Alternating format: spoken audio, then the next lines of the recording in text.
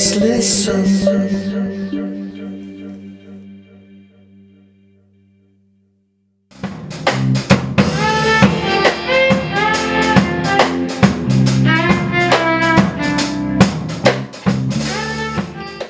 So after college, here you become a DJ in Europe, and at that time in the 70s, it was really popular to have English-speaking, British-speaking DJs from the UK spinning around Europe in places like Norway, Sweden.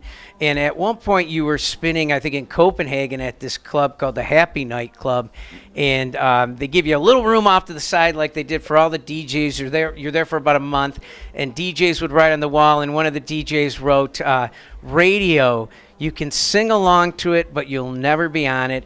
And how ironic. How did that inspire you? Well, again, that was like a red rag to a bull for me. And actually, Happy Night was in Basel in Switzerland, or Basel, as they call it. It's spelled Basel, but it's pronounced Basel. And I loved it there because it was on the border of 3 countries, Switzerland, Germany, and France. You could actually go to this location, which was like a corner, and you could put your foot in Germany, then you could put your foot in France, and then back into Switzerland. You're kind of doing like a, Lord of the, Flies dance, river dance kind of thing on this location. But it was great. But so many of the DJs, the English DJs that were working this circuit in Europe, and there was about 170 of us that were touring all over Europe, everyone wanted to get into radio. And radio was a closed shop in England at the time. It was run by the BBC. So there was 4 channels. There was BBC Radio 1, that's the one you want to be on because that was the pop channel. Radio 2, that was playing what they called light program. Your parents would listen to that, so no way. Radio 3 was all news, and Radio 4 was talk, so they weren't using DJs. So there was room for 6 DJs total on the BBC. So the odds of getting on that was slim to none, and Slim had left town.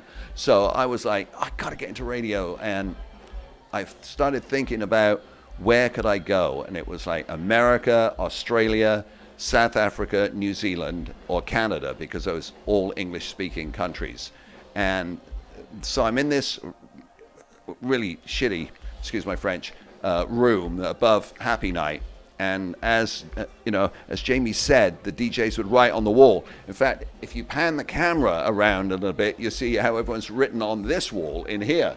And one of them had written that, radio, you could sing along with it, but you could never be on it. And I just thought, well, I'm going to be on it. I know I am. And so I wrote underneath, then one day you can sing along with me. And I signed my name. And at the time I went by Dick Shepherd.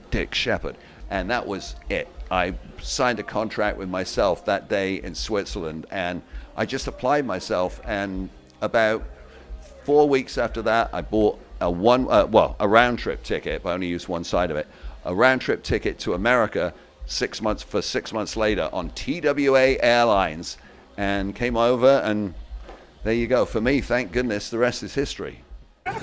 This is going to be fun. I'm here in the MB3 studios with some young guns, and they're certainly going for it. This is Wham from England. They've just flown in. Would you like to introduce yourselves? I'm Shirley. My name's George. I'm Dee. And I'm Andrew.